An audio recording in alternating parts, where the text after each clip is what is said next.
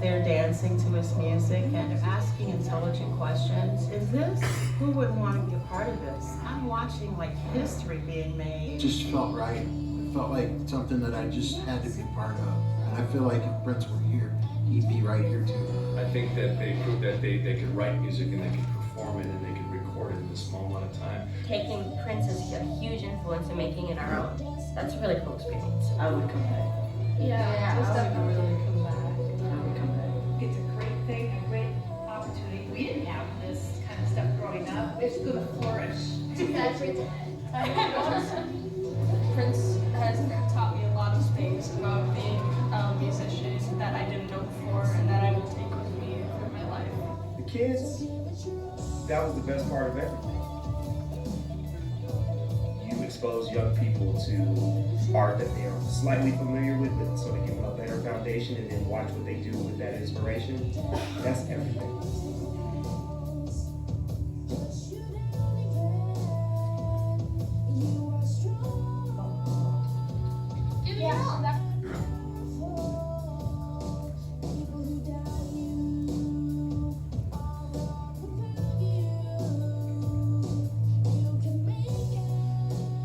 I'm really excited to see what these kids are going to do, how they're going to grow.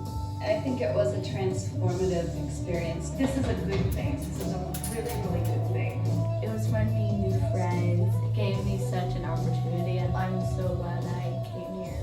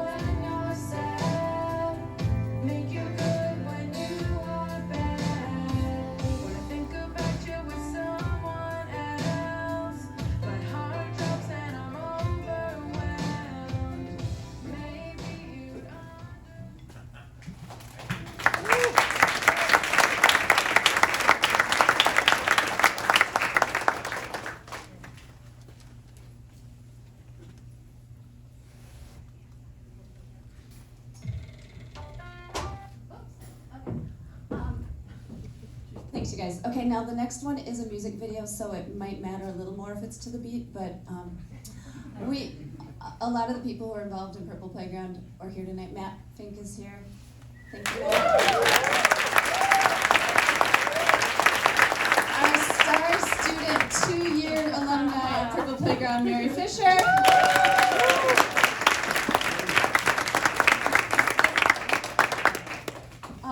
Where are you, Pete? Oh, star of the Purple Playground video you're about to see and volunteer for 2 years, Pete.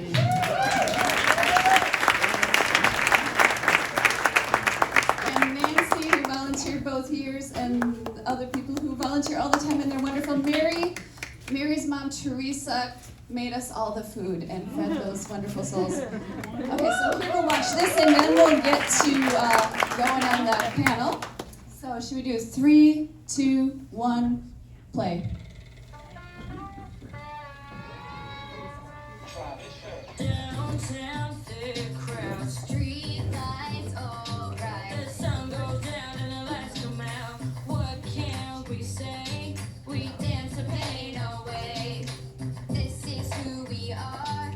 Our music's in the stars. So come on, come on. It is written on the wall.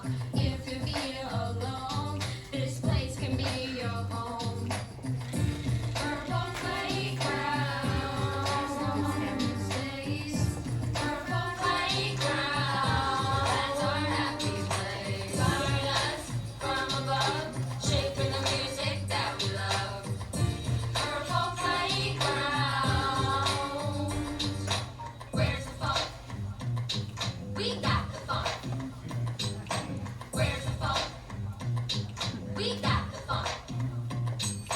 Wild child, love them miles. High hoops, big hoops. Protest, no rest. 9 to 90K. Blowing up the stage.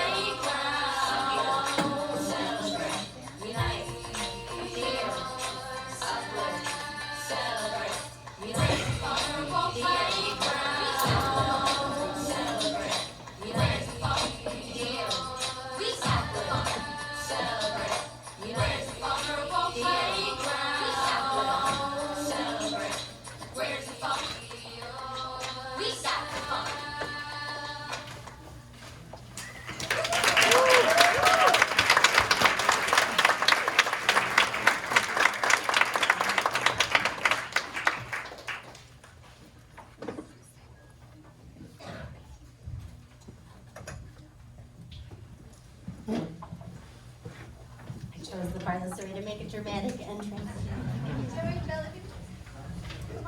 Can we have our esteemed guests come to the stage? Let's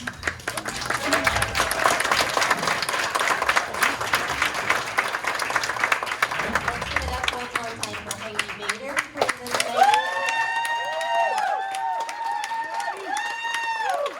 Welcome to the stage, Jellybean Johnson.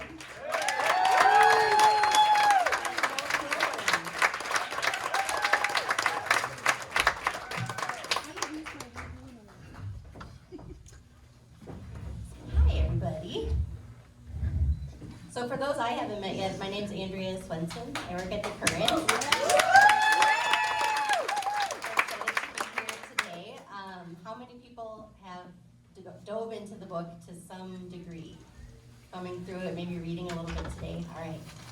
Well, there's a lot that we could discuss, and there's a lot that I just can't wait for you to read. But the reason that we're here tonight is to celebrate this book coming out, and also to just celebrate the man that was Prince Rogers Nelson. And we've invited a few people that can really shed some light on who he was as a human being, and especially who he was pre-fame, which is most of the era that this book is set in. So I think everyone here is familiar with Jellybean Johnson, but for those who aren't, he is a founding and still active member of The Time, and he was also in the band Flight Time, the precursor to The Time back in the 70s. I can't wait to talk a little bit about that with him. And Joey Wilburn is here. Joey went to school with Prince, and he will be cemented in history as one of the people in the legendary basketball photo of Prince. Brian Junior High, right? Yes. Yep. Next one. And Heidi, so we had an opening for this panel, and Heidi put together this event, but I think Heidi's story is so fascinating, and I really wanted you guys to get to know more about her. And because the beginning of this book, which is written by Prince's co-author, Dan Piepenbring, is so heavily focused on what Prince was doing at the very end of his life in early 2016, which is when Dan met him and when Prince had started really working on this book and thinking about this book, I thought it would be just so lovely to have someone here who was just so familiar with what Prince was doing out at Paisley Park. I got to know Heidi through a lot of different musical events, but our friendship was really formed by hanging out at Paisley Park, as I'm sure a lot of people in this room can agree. And Heidi has witnessed so much of Prince's career. What was your first show that you saw of Prince's? In March of '83 in Milwaukee at the Bradley Center, I think. You were there. And what was the last time that you saw him? Well, at Paisley Park. Yeah. The last time he was there. He Yeah. played, all he played was the Chopsticks, but. On like April 16th of 2016. So Heidi has a lot to bring to the table for this conversation too. That's all the point I wanted to make about that. And So our special guest couldn't make it, so I'm there. Surprise! But that special guest will be at our roller skating party. When is that, Heidi? December 29th, Sunday. Okay. So, I would love to start by just kind of going down the line and getting to know each of our guests a little bit better. Jellybean, can we start with you? So, could you tell us, do you remember the first time that you saw Prince, and how would you describe kind of getting to know him coming up in North Minneapolis? Well, I used to play basketball when he was at his dad's house over north and stuff. And we had like rival bands. We had Flight Time. He was at Grand Central. And that's how I got to know him. But what amazed me is that he had this little silver tone guitar and he had a little fuzz box stuck in it. And he couldn't have been no more about 12, 13 years old. And he could play every color, same kind of, knowing the man at 13. And I was like, damn, who's this guy? So that's, that's when I first made it. So. And the other thing too, and playing basketball with him, he was so, he's so little, he was just hard to catch up with. I'm tall, he got a kick out of that, and I couldn't catch him. So yeah, so that's when I initially went and played basketball with him. Of course, we both had to be like 12, 13 years old. Okay, wow. So you were in kind of rival bands, right? Yeah. Go head to head a lot of times. Yeah. And then you ended up being in The Time. Yeah. As Prince was putting that together. What can you tell us about that moment, transitioning from Flight Time to The Time? Well, you know, initially I wasn't supposed to be in it. I mean, you know, Morris was supposed to be the drummer.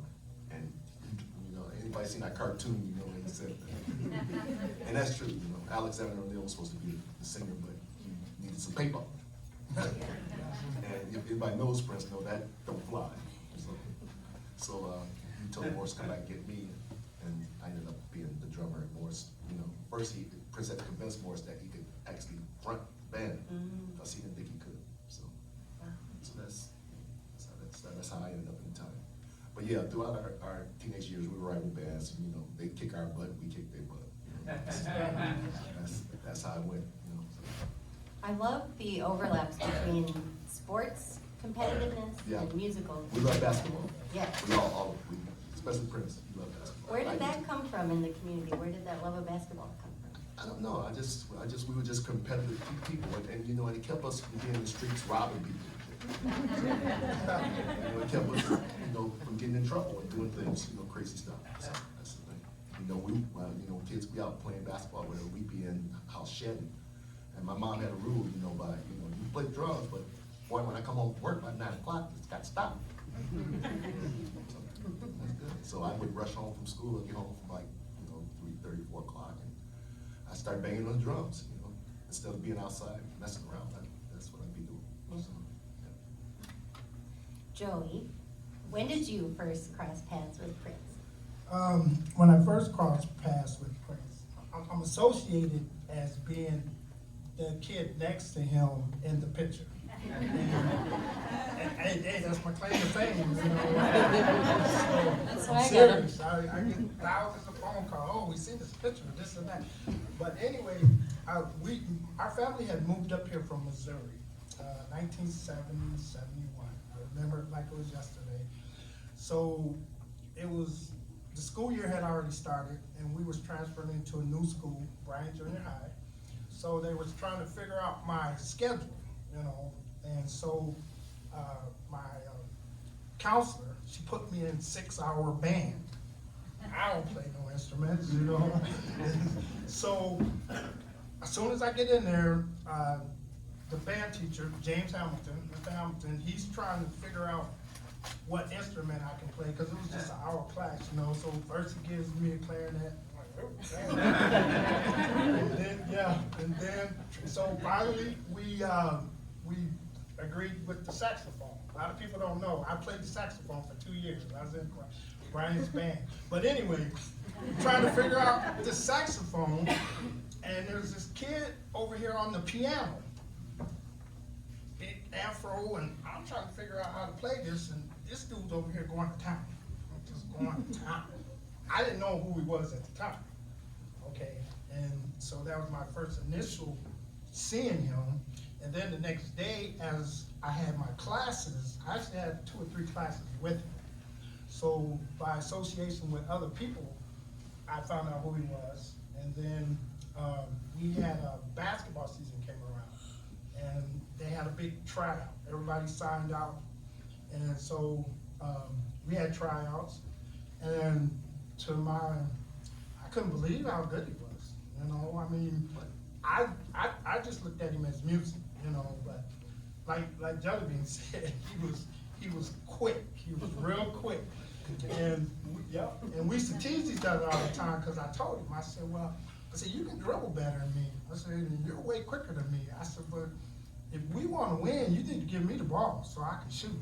You know, and he wouldn't say nothing. He would just give you that look, you know, that Prince look, you know. But that's just how I, you know. And then we became, you know, good friends in school and stuff, you know. So that's how I met Prince. But then I seen him afterwards as he was coming up, you know. I seen him out and about, and he would acknowledge me. When he seen me, he said, "Hey, Joey, how you doing?" You know, and I thought that was really, really super cool. Did I hear a story that you were coming to a barbecue joint and he was parked out I front? was coming out of Rudolph's barbecue. So if you've ever been down to Rudolph's, you know the parking is horrible. So there's this limo right on the corner, and everybody's up in the window and this and that and that. So I'm dating this girl named Dana. She's crazy about Prince, right? So we walk out, and we just happen to come out the door, and I have to go, all of a sudden the window rolls down. And he goes, Joe.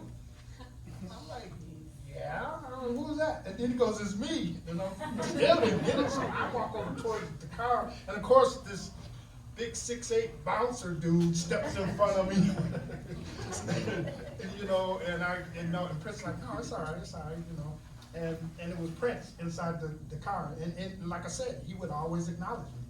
And I shook his hand. I was actually joking with him. I shook his hand. I said, hey man, I love your music. I said, but I need a job. And he started laughing. I was like, I'm serious. He's doing okay.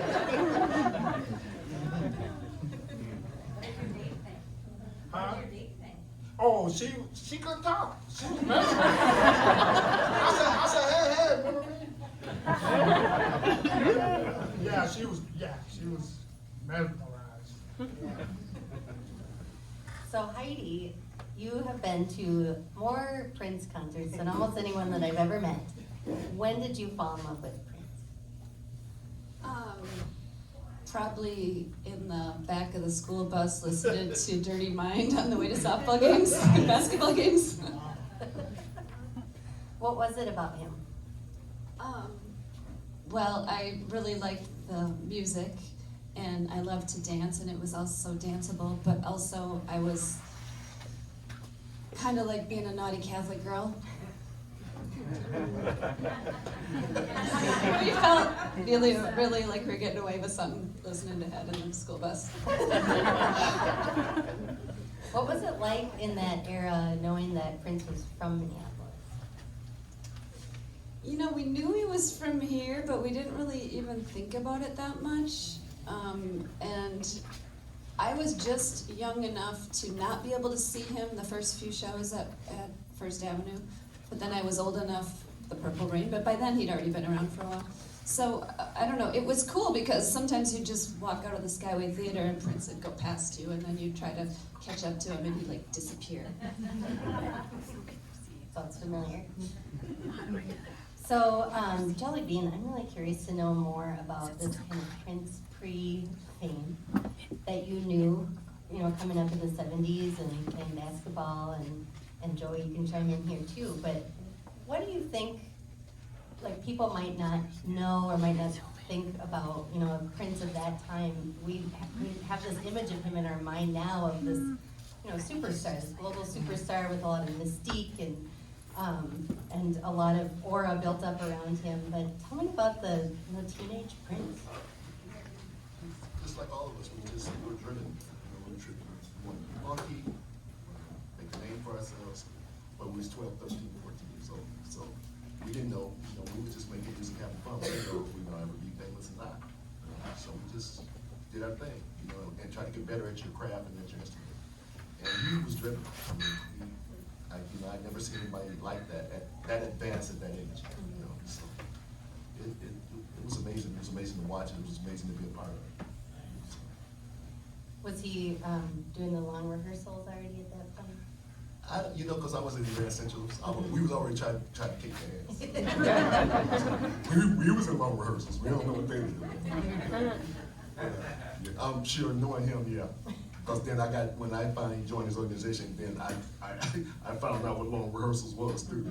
So, yeah. Joey, what was Prince's reputation at school?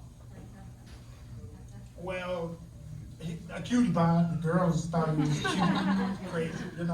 My recollection with him is, like Jellybean said, we was 11, 12, 13 years old, and Prince used to come to school, and at that age, hygiene and stuff. He always wore cologne, smelled good all the time. And we would get done playing basketball and I was sweaty. You remember? Yeah. I mean, he would come, and I used to tell him, I was like, man, you smell good. and he, that little smirk he would give you. Yeah. And even after we got through playing basketball and stuff, he still smelled good. I want to reiterate on what Joe, like, you could see that he was driven. He was driven in everything. And I think whatever he decided to do, whatever he touched, he was going to do. Be good at it. He was going to be good at it. you know, and when Jellybean said that they didn't know that they were gonna be famous, I think Prince knew.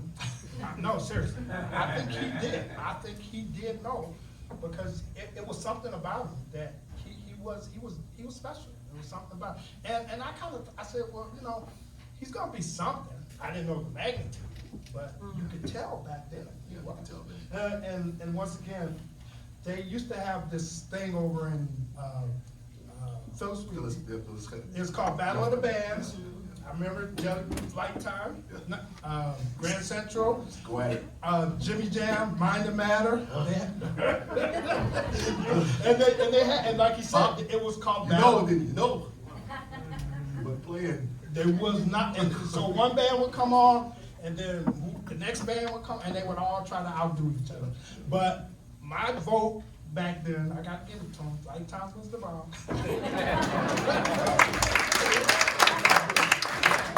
I thought all of us, so they were trying, but Flight Time was the bomb.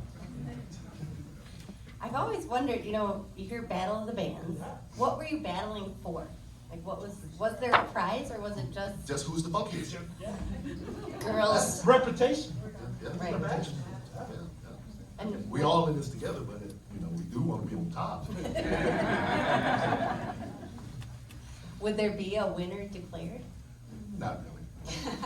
It was fun. It's just fun. It's A fun. lot of fun. A lot of free music. Didn't have to pay back then. And it'd be a ton of people Yes. in the park. Packed.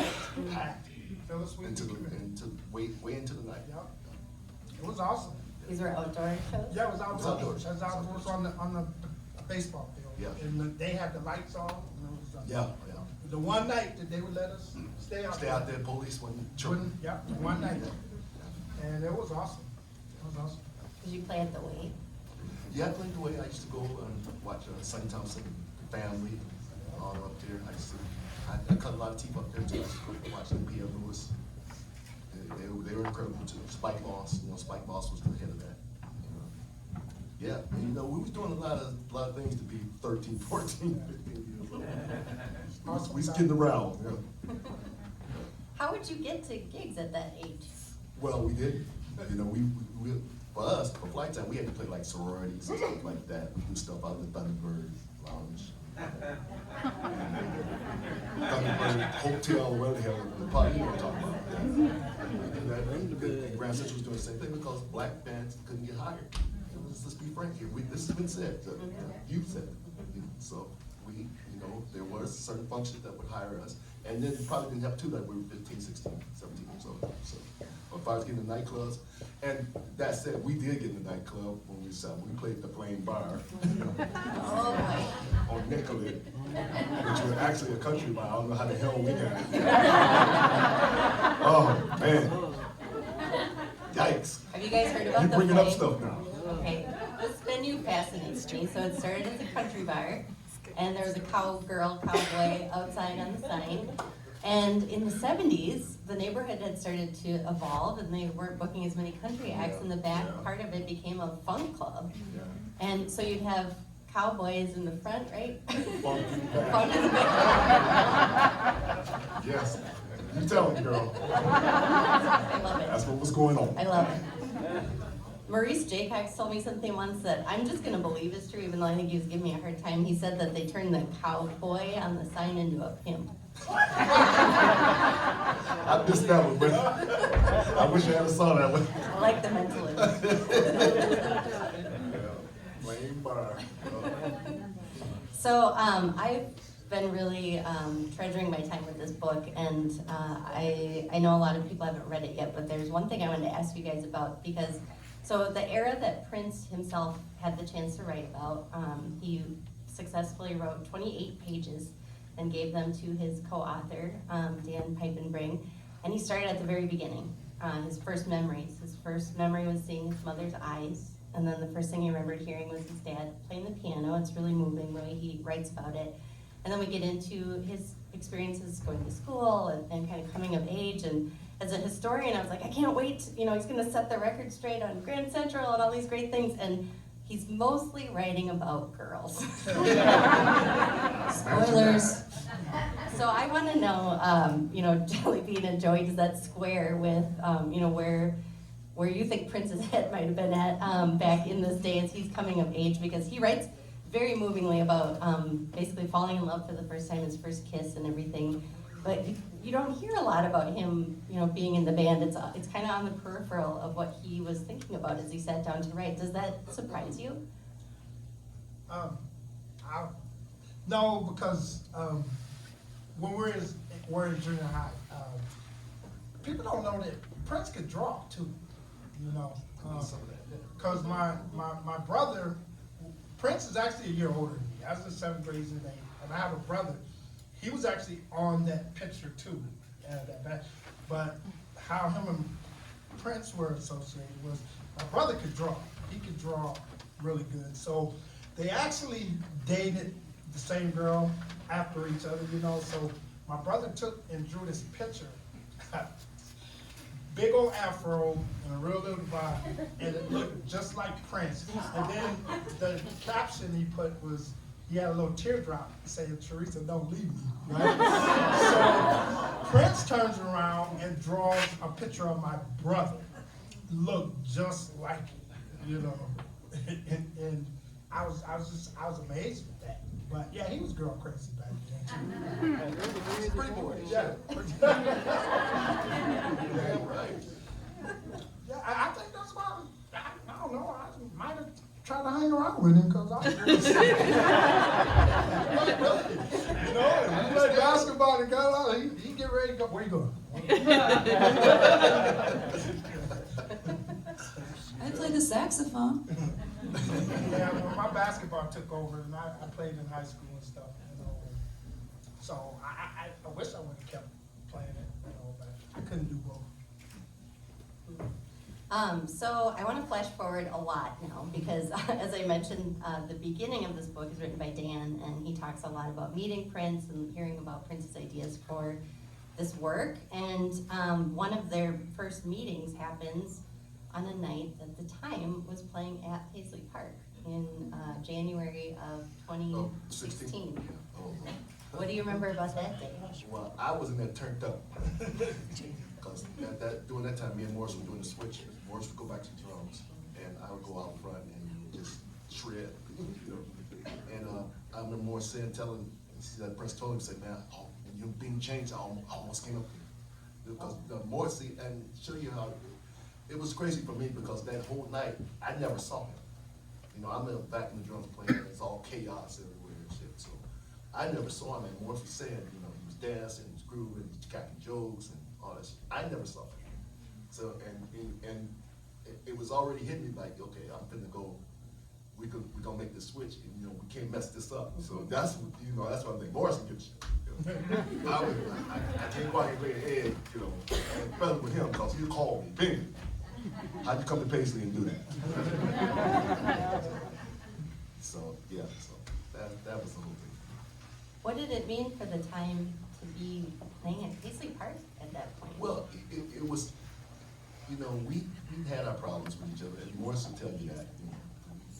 He had dogged us a few times and stuff. So I'll never forget, what city we was, when you were going the next week, and me and Morris had been doing the switch around in the country. So I told him, we were in the dressing room, I said, "Man, you got my back, because Prince has a history of destroying guitars and shit. And, if he destroys Jellybean guitar, y'all ain't gonna like Jellybean." My wife would tell you that. Y'all are not gonna like, because it's gonna be some problems in Paisley. And once again, it's gonna be cool. And I said, cool, So it turned out. Don't you have a lot of extras? Huh? Don't you have a lot of extra guitars? There you go. Yeah, somebody's been talking to you. But yeah, that's the thing. I purposely didn't bring one of my beloved ones, my favorites. I didn't bring because I didn't want him to, be on the Prince tangent and toss that book like frisbee. It's like you get on, Saturday Night Live or something. That would have been a problem. So, especially since we grew up together, and he knew better. But it was cool. It was a religious experience for me, to be in there doing that. And now I played in there with the Elfdeluxe and all this too. So it's cool. But it was a thing because it was a healing thing for us because he had dogged us, and matter of fact, Morris would tell you, Morris made him send all our money before we came, because in '07, and my wife will tell you this, we were supposed to play, we waited until 4:30 in the afternoon, told us we couldn't play. Yeah, I'm just sitting out Chanhassen, looking around at the hotel, Chanhassen Inn, just mad as hell. Went and found me a bar and got drunk. And Morris, he did one better. He went downtown and got him a suite, and it was mad. You know? So when he called us, which, you know, they approached me first. They approached me and said, Kurt Johnson said, being Prince really wants y'all to play. And of course, I had my inhibitions. I was like, you know what? You got to talk to Morris about that, man, because you know I don't know. You know, and I knowing Morris, I knew that's what he's gonna say. So he said, Bean called me and said, send the money, and he sent it. So when he sent it, we showed up. So it was great. It was great. And you know, we didn't know that was gonna be the last time we saw him. We didn't, you know, we didn't know that. So it shook us all up. Heidi, were you there that night? Yes, I was jet lagged, but I was there. What do you remember about the time playing at Paisley? It got really funky, and there were a lot of people on stage. Yeah, that happens. I remember Prince tweeted about it the next day. Said Oh yeah, something. he did. Yeah, that was like the world famous tweet for us, and that messed me up too. You know, that he say that. Well, he told Morris that he's wanted to take us all over Europe and everywhere with him, because you know he was just doing the piano thing. So I think we was gonna be, you know, the dance thing, because he was doing the piano thing. So that would happen. And I saw him watching you too. Oh, did you? So did Dan. He writes about it. Yeah. We had, me and him, me and that dude, I used to be up Paisley till 4, 5, 6 o'clock in the morning. You know, especially during my days of producing with Flight Time. I would leave Flight Time and go out there and be at Paisley, and that's when he was doing all the parties and stuff. So we did these long ass jam sessions. I know I should have been sweet, but I'd be out there with him, and we do that. He said, "Is Flight Time funky?" I said, "Well, we're gonna find out, aren't we, tonight?" So I missed that. Heidi, I find it so hard to try to describe to people what was going on at Paisley the last few years of Prince's time with us, and how every time felt kind of rare, and every time there was way fewer people there than should reasonably be at a Prince concert. How would you describe this experience of going out to Paisley, seeing all of these events when you just got so active again? Well, I know Prince didn't like us to use the word magical, but it was a very magical experience. You'd just be going about your life, and you'd get a tweet or a text from somebody, and you finish your shift at work with this big grin on your face, going, "I gotta go home and change clothes and get out to Paisley Park." And every time it was worth it. It was so unpredictable. The prices were from $0 to $80. One time it was $10 if you like the music, $20 if you love it. And I'm like, take 20 please. And somebody else paid 10. I'm like, what? But, and it was like a family. It really was. We got to know each other. And him with Third Eye Girl, it was like he treated them, I saw them as his children, that he never had children grow up. And I saw them all having this strong bond to each other, and I know they talked about religion a lot. I'm not really religious anymore, but I know that helped them, and it was so unpredictable and spectacular. I know now I look back, and I was never bored and never really mad that he wasn't coming out, but I did that too. When they played the Breakfast Can Wait video like 5 times at 4 in the morning before it finally came out and played till 7 a.m., that was hard. And a lot of you were out there, and yeah, but it was unlike anything else, and I'm so happy I went. I told my husband, we had a kind of a disagreement on how late I should be out at Paisley Park at any random night of the week. And so we made a compromise, and I said, okay, I won't go to Perkins after. I mean, we would go to Perkins. You had to go to Perkins and decompress for 2 hours. But so I stopped going to Perkins, and that was too bad, but I was still out there every single time I could ever go out there. And then I told my husband, like a few days after Prince died, I said, Peter, I knew that this was gonna end, because there were times that Prince would be playing and then he'd be gone for years and then you wouldn't see him again. And I knew that the intensity was incredible, like 3 Thursdays in a row. And I mean, you're out there with Madonna. I mean, come on, it was crazy. But I said, I knew it was gonna end, but I didn't know it was gonna end like this. And I was just so happy and grateful that I went every time I went. Yeah. Joey, did you make it out to Paisley Park?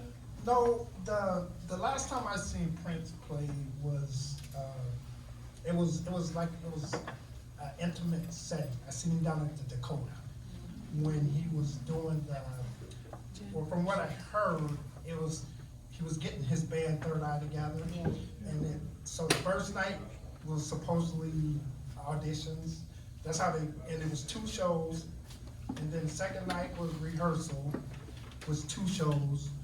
I believe the first night, the ticket was $75, the second night, $100 something. Anyway, the third night was the actual show. The tickets was $250. And I had a friend, and so I actually got to go, and I believe all 6 of those shows sold out in like 3 hours or something. But anyway, if you ever been to the Dakota, you know it's small. So we got in there, and they had moved all the tables to the back, and literally it was the first time, because I've seen him in concert a few times, but it's the first time. I mean, he was probably from like here to where she was playing, and he actually recognized me. Yeah, so it was pretty cool. And that was the last time I seen him play. But I did go to some shows out at Paisley. It's crazy out there. But that was the last time I actually seen him play down at the Dakota. Okay. Were you there, Jellybean, at any of those Dakota shows? No, I missed those. We kind of estranged it, you know. Him and the time was kind of estranged it, so I wasn't about to go see him. Yeah, understood. One other thing about being at Paisley Park was we kind of got spoiled. So it'd be like, what? Electrum again? And so what I ended up being, the really special shows were when he would just, everybody would be smashed against the front stage waiting for Prince to come up, and he'd be in the back and he'd start DJing for us. And those of us who knew would be hanging by the back, and we'd be dancing with Prince, and everybody else is still smashed out there. And one time when he came out from DJing, he had a gold shirt on, kind of like this. And it was just so exciting, and I was so into it. And he came out, and I went, thank you, and I rubbed his shoulders, you know, and he was dry, he was not sweating, he was fresh. Yeah. Smell good. Yeah, he smelled good too. We know that.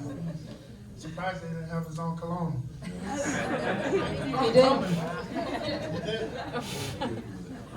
And I'm thinking back to all those Paisley shows. I think one of my favorite ones that jumps out as you're talking about, you just never knew what was going to happen. He had FKA Twigs playing in the NPG Music Club room. You guys should go see her.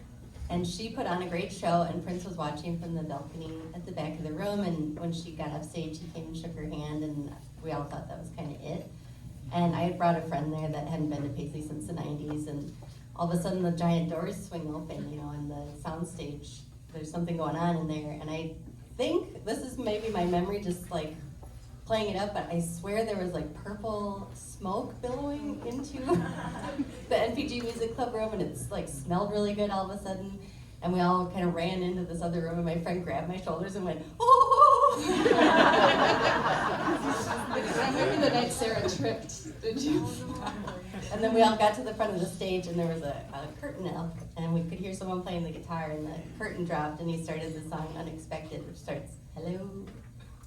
And we were like, oh my God, there's like 100 of us, and we're gonna watch Prince play. It was just incredible. And then at the end, okay, she was dating Edward, what's his name from Twilight? What's his real name? Pattinson. Robert Pattinson. Okay, she was dating Robert Pattinson, and then she got up and danced with Prince. Oh, yeah. And then afterward, she came down from the stage, he came down from the stage, and he's leaning against the pool table talking to her. And My Name is Prince is playing over the Paisley sound system, and I'm like, Edward doesn't have a chance.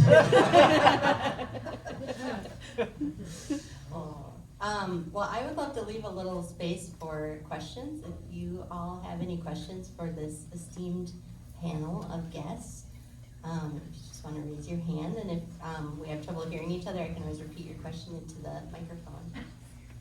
How did you guys reconcile the time with Prince? Like, what was That night. So you didn't like have conversations, it just was Morse a call? did. Yeah. Morse did for like 2-3 hours. Okay. I was ready to go. Yeah. Him and Morris, and then Morris came back, and it just, my wife will tell you this, it was crazy. And then the capper of the night, and we're riding back to our sprinter back to our hotel and stuff. And the capper of the night is Morris sitting behind me, and he said, "Bean, he wants to be your manager." Like, really, dude? He had Morris shook. I've been around Morris 40 years, I've never just seen him shook up like that. Yeah. Does he write about that in his book? I haven't read the book yet. He ain't gave me one yet. My friends are something else, y'all. Prince and Morris ain't the only ones. I got some rich, famous, rotten friends. We gave you a book, didn't we? Yeah, yes, you did. See, they exist.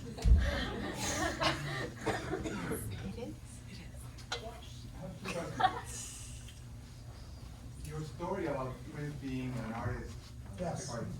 made me think of that scene in Purple Rain when he has that puppet and the little. Oh, yeah. So was that his drawing with a tear? I don't know. I was just merely speaking on the portrait I seen him draw back in July. But he drew that tear in that little figurine. You don't know. What? Oh, no. I was just saying my brother drew a picture of him that looked like, I don't There know. was a Prince drawing. Yeah, this was way before Purple Rain. This was in. I know, but junior I high. thought of Yeah, that. I have no clue. And the book has a lot of drawings in it that are fascinating. And then for you, Andrea, because the author is not here, is there a reason behind choosing this place as a release party, being so close to the Purple Rain House, and being the anniversary of the release of Sound of the Times in Detroit today? Yes. Was that part of the plan for the release of this book? I chose the bookstore to have the release in, and it seemed obvious because Moon Palace, Prince, and he always had moons, and we were always there on full moons, and I wanted to support an independent bookstore. So that's why we're here.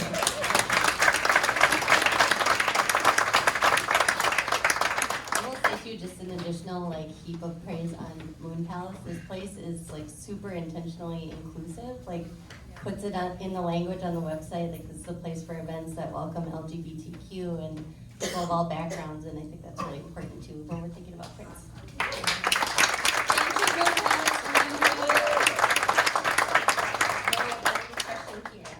So did Prince love purple in high school? I didn't see him wearing a lot of purple back then.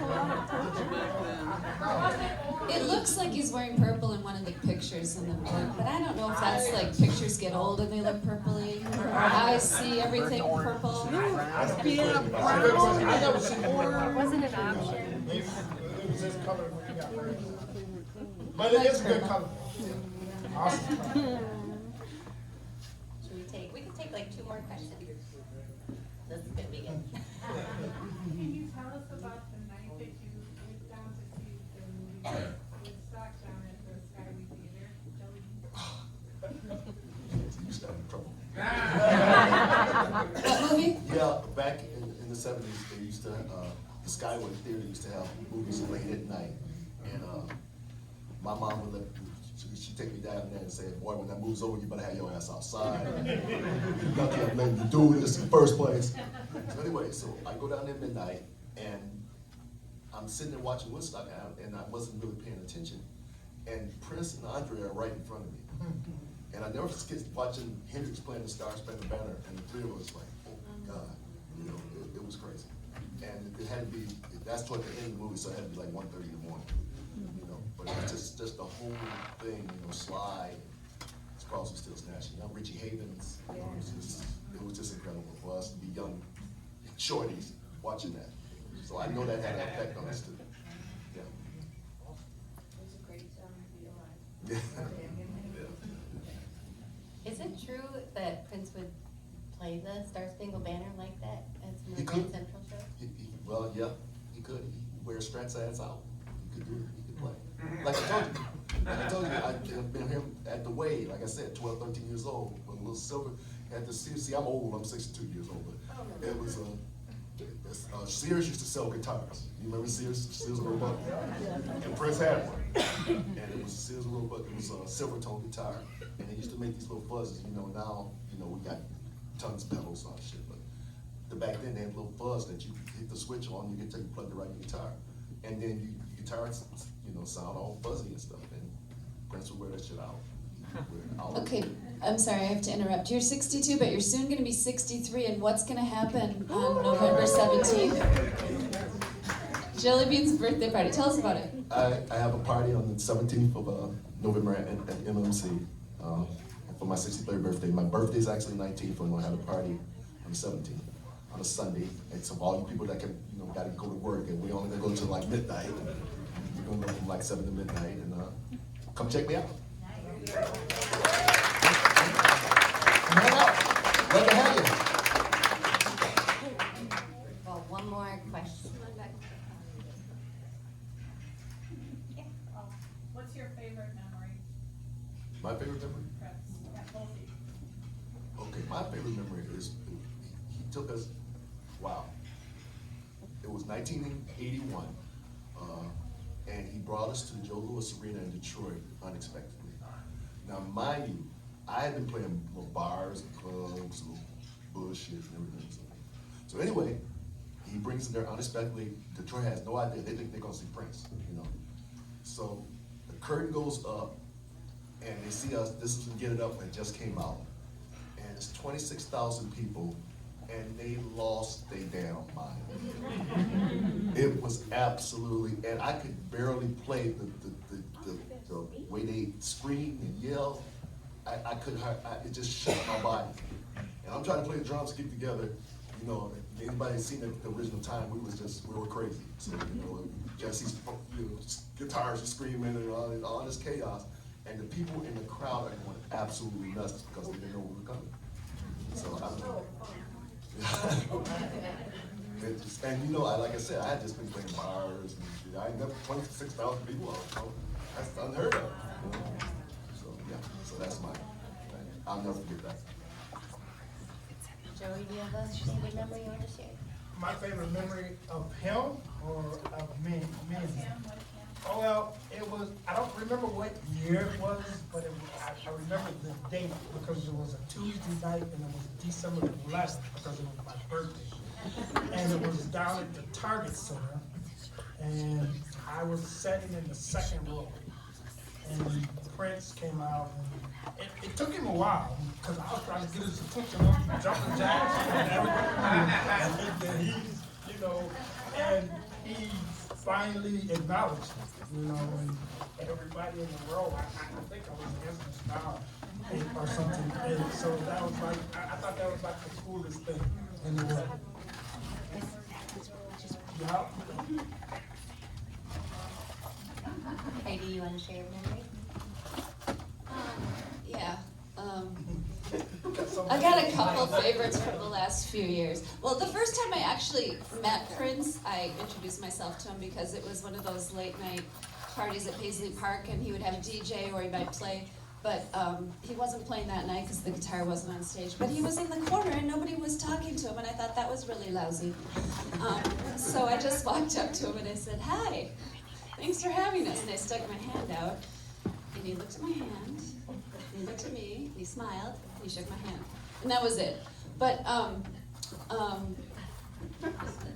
couple other fun times was being one of 7 sexy dancers on stage. He said, "Kirk, we need 7 sexy dancers." And so I was one of the 7, and so we were up there dancing with him while he's playing Play That Funky Music, White Boy.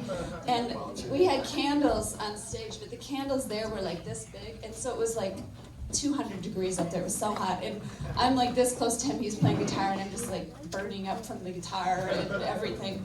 That was kind of fun. And then another time was when It was the NPGQ, which is this jazz thing he did for a little while with some other guys. And he didn't play in it, but they were having a recording, and so they were playing. And then Prince's guitar is right there, but he's not playing. But I know, duh, his guitar's right there. He's probably going to be there at some point. So everybody's dancing, but they're doing that stay 8 feet away from the stage thing that sometimes people, it's this artificial barrier, which I've never believed in. The Minnesota moat. Is that what it is? Yeah, I hate it. And then everybody's crowded, and you're like, just give it up. That's so great. Did you make that up? Yeah. Andrea, Minnesota moat.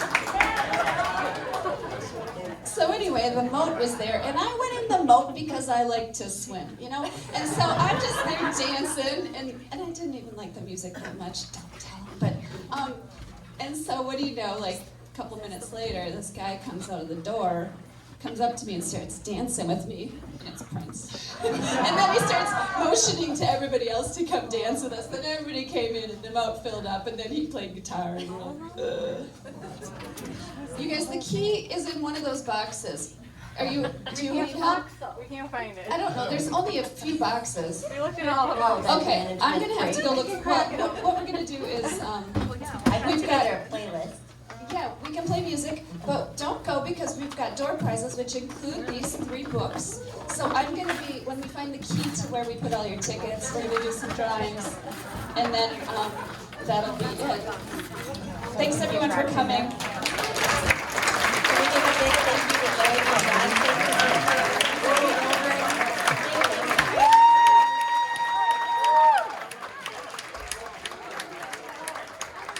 Well, announced winners in just a little bit. I'm going to go put on some music.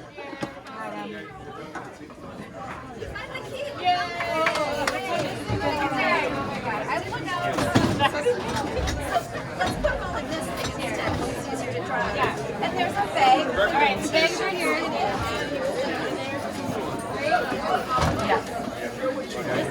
It's a cloth bag. Yep. There we go.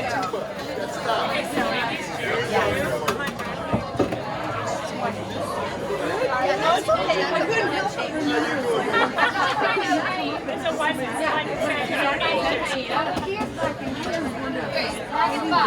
Okay. That was one of those things.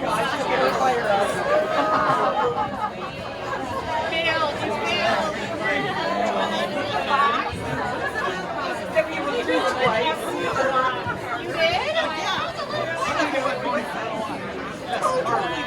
Definitely.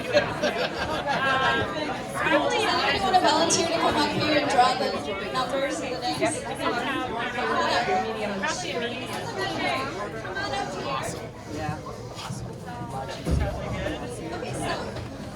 We did, you have to be present to win, so if you're not present, but you are all present right now. Okay, first we're going to do the books because those are the most valuable, and then we've got some t-shirts and we've got some tickets to our roller skating party, which is Sunday, December 29th at Roller Garden. It's up Prince with a live DJ. Special guest who wasn't going to be here today is going to be there. It's so fun. So, I never thought I could roller skate, but like you can figure it out. Angie's going to pick the first one, and I'm going to put this book right here. Yeah, with music. Alright, thanks a lot.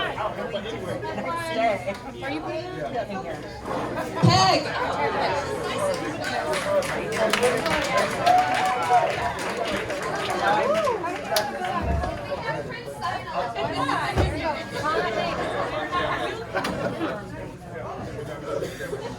Oh, okay. This wasn't rigged, but she just won.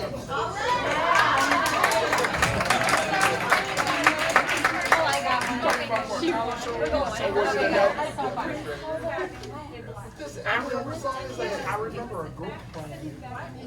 Tanya? Everybody's talking about me. There she is.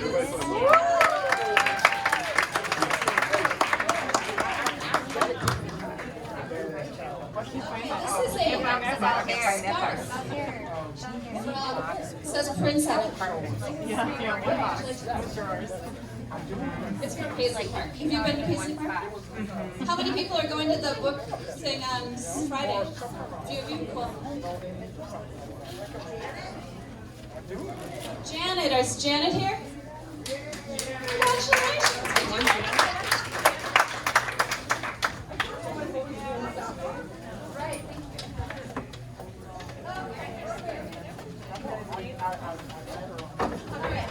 Free passes to the skate party. Each of these is good for 2. Becky, where are you, Becky? There she is.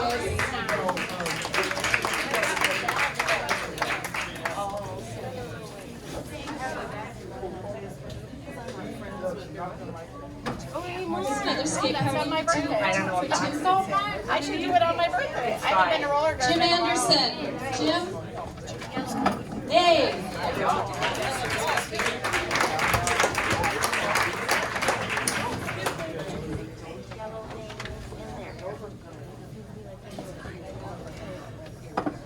I don't have glasses left.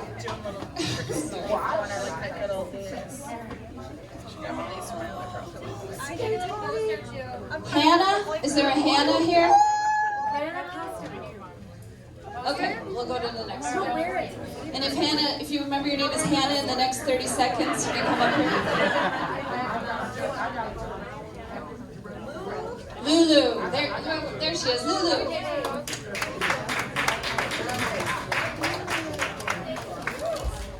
Thanks for coming. She's a lady too.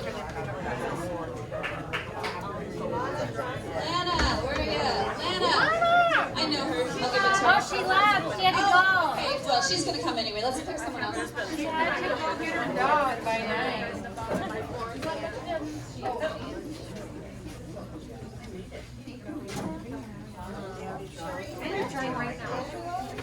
Teresa. Okay, now we've got some t-shirts. They're Purple Playground t-shirts. You heard them singing in that song, Where's the Funk? We Got the Funk. No. That whole first year, they started writing their songs, and they were so beautiful, but they sounded just like not funky. And so our mission became to get the funk and find the funk.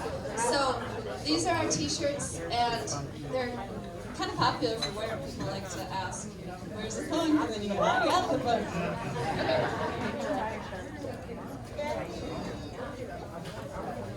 Kathy, what?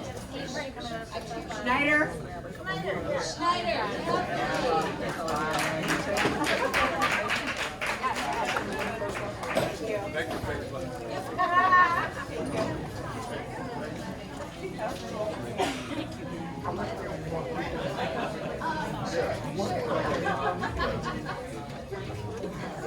We can turn the music up, just not too loud yet.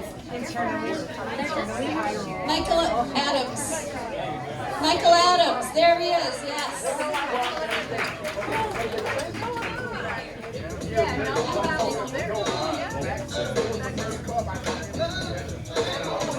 Emma. Emma Velaz, is it Emma Velaz? Okay, you guys, if you haven't had a chance after we do this before 9 o'clock, go upstairs and see the People's Museum for Prince. Emma Velaz is putting it up. It's beautiful. There's also some stories. That's going to be.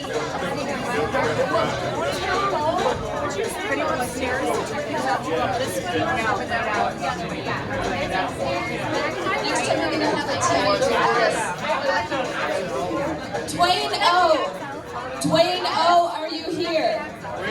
Oh, where is Dwayne? Okay, let's move on. We'll leave a few more things.